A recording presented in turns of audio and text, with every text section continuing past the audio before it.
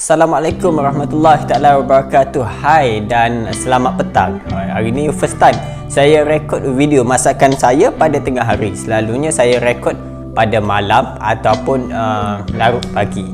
Okey. Hari ni saya nak buat laksa lemak Kelantan. Nak kecek Kelantan hari ni. Ambo nak buat laksa lemak Kelantan. Okey. Bahan-bahan yang kita nak ataupun bahan-bahan yang kita perlu, hak kita nak kena ada adalah bawang merah, bawang putih, sedikit halia, sedikit serbuk sedikit lada hitam, sedikit asam keping, ikan yang telah dikisar, santan dan garam. Tak lupa juga air untuk ditambah sekiranya kuah anda itu terlalu pekat. Okey. Pertama sekali, ikan kita rebus ikan dahulu. Kita rebus ikan, kemudian kita asingkan isi ikan tersebut. Setelah kita asingkan isi ikan tersebut kita kisar dengan air rebusan ikan tersebut. Okey, lepas tu ada saki-baki tulang, kepala dan sebagainya tu pun kita kisar juga. Setelah kita kisar, kita tapis, ambil airnya, maka terjadilah seperti dalam periuk ini. Okey. Firstly, saya nak kisar bawang merah dahulu. Bawang merah ini saya ada 1, 2, 3, 4, 5, 6, 7 biji. Dan seulas bawang putih dan sedikit halia. Sedikit saja halia. Bismillah. Setelah kita kisar halus bawang merah, bawang putih dan halia, kita boleh masukkan ke dalam periuk kita. Bukakan api. Dalam ni saya dah masukkan air kepala ikan, tulang-tulang ikan yang telah dikisar dan saya tapis ke dalam ni. Kita masukkan bahan-bahan tadi. Kita masuk barang tadi. Nak kecek Kelantan jadi kecek luar juga. Okey, kita kokok. Kita kokok bleaching. Jangan tinggal bawang-bawang ke apa tu. Saya bosku, bawang mahal. Okey, ketepikan. Lepas kita masuk bawang merah, bawang putih hak kita blender tadi, kita masuk isi ikan hak kita blender halus tadi. Kita masuk molek meci. Bismillah. Isi ikan ni saya bajet dalam 1 kilo gitu. Lebih kurang 1 kilo ikan. Saya nak buat kuah ni untuk anggaran laksa saya dalam 1 kilo laksa. Jadi kuah pun ikan pun lebih kurang 1 kilo jugalah. Sebenarnya ikan ni kuah banyak, kuah sedap. Kuah dia tu rasa kuah sedap lah bila ikan tu kuah banyak. Lepas kita masuk isi ikan kita blender tadi, kita kucar-kucar sikit. Bui dia rata lah. Lepas tu kita masuk ke serbuk lada hitam ataupun lada hitam yang kita blender halus ni. Lada hitam jangan banyak dah. Ni agak banyak ni, saya blender halus ni. Saya tumbuk. Campak je lah.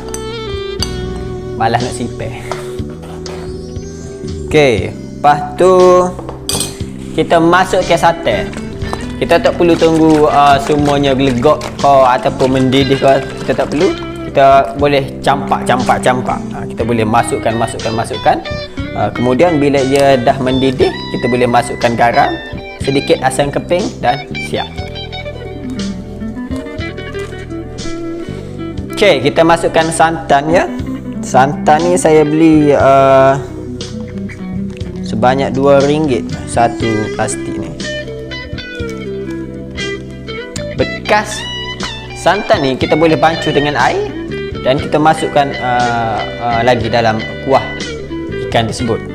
Selepas tu kita kacaukan bagi dia sebati lah. Setelah kita masukkan semua bahan, kita boleh gaulkan. Kita kacau bagi dia rata. Dan untuk kuah laksa ni, kuah laksa Kelantan ni, kita kena kacau semua. Kita kena gaul selalu supaya kita tak nak dia ia orang Kelantan kata jebok. Kita tak suruh ia jebok, tak nak bagi dia meruap keluar. Dan kita kena selalu kacau sebab kita tak nak santan berketul. Kita nak kuah dia tu smooth je, cantik je. Okey, manakala untuk bahan taburan pula, saya sediakan beberapa bahan yang ada. Sebenarnya untuk versi laksa Kelantan ni, dia ada, sepatutnya ia kena ada pucuk serai, pucuk segala pucuk lah, ulam-ulaman. Tetapi saya gagal untuk dapatkan bahan tersebut. Jadi saya sediakan apa yang ada. Saya ada sekarang ni kacang panjang yang telah dipotong halus, tauge yang telah dibasuh, bunga gantan ataupun bunga kantan yang telah dipotong halus, cili padi ataupun cili api yang telah dipotong, dan timun batang. Okey, kuah ni kita kacau sehingga dia mendidih.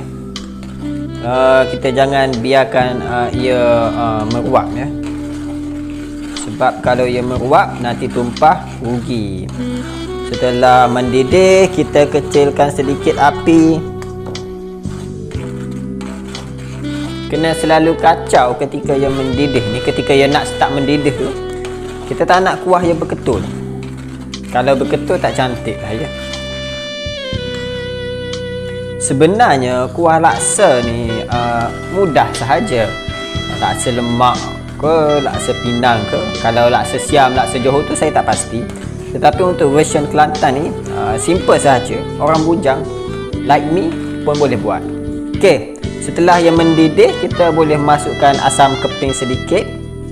Okey, setelah yang mendidih, kita boleh masukkan garam, sedikit garam. Elok ya masukkan sebab masa kita rebus ikan tadi, kita sudah masukkan sedikit garam bagi masin. Kalau anda terlajak masukkan garam, nanti agak masin. Masukkan dan kita gaul bagi rata. Kita kacau bagi rata. Sesetengah orang dia suka letak serai, tetapi saya tak minat rasa serai tersebut. Maka saya tak letakkan serai. Sekiranya anda nak masukkan serai pun boleh, optional. Tapi saya kalau setiap masakan saya jarang sangat guna serai.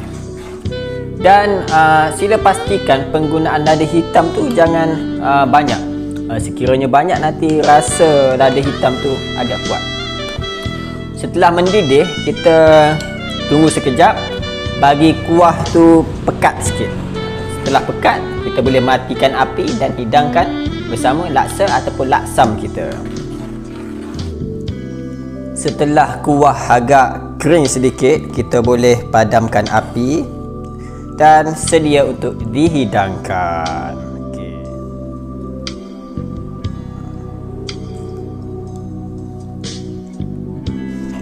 Setelah kita masukkan kuah bersama laksa, bolehlah masukkan ulaman dia, kacang panjang, tauge,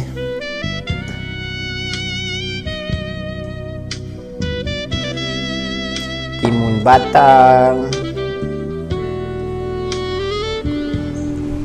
sedikit lada ataupun sambal, dan bunga kantan. Jangan lupa kalau anda berminat belacan, boleh sertakan belacan dalam laksa ini. Okey, siap sudah kuah laksa lemak versi Kelantan kita pada hari ini. Semoga bermanfaat. Dan sedikit pesanan, sekiranya anda menggunakan lada hitam, pastikan lada hitam tu sedikit ya, jangan terlalu banyak. Sekiranya terlalu banyak, anda akan rasa lada hitam itu dengan begitu kuat sekali. Dan sekiranya anda ada resipi yang nak saya buat, boleh tinggalkan di ruang komen. Jangan lupa like, subscribe, share dan komen. Assalamualaikum.